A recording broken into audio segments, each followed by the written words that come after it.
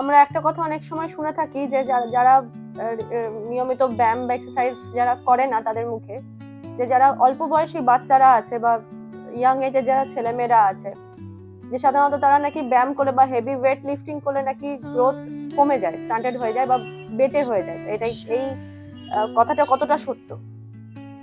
এই জিনিসটা একদমই ভুল। কারণ কি যে হাইটটা যদি এমন হতে পারে না যে একটা বাচ্চাকে আমি ট্রেনিং করাচ্ছি তো তার হাইট 3 ফুট, তো 3 ফুটই থেকে গেল, কোনোদিন এটা সম্ভব না। তো হাইটটা আমাদের টোটালটাই ডিপেন্ড করে আমাদের জেনেটিক্স এর উপর, আর তার সাথে অবশ্যই নিউট্রিশন।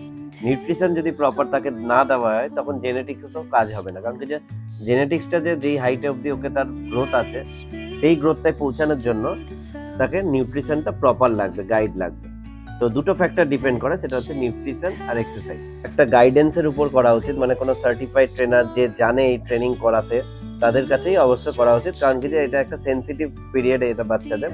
তো তাদের কতখানি আমরা ওয়েট দিতে পারবো, তারা কতখানি নিতে পারবে, তাদের প্রোগ্রেসটা কিভাবে হবে, যেটা প্রোগ্রেসিভ ওভারলোড বলে আমরা জানি।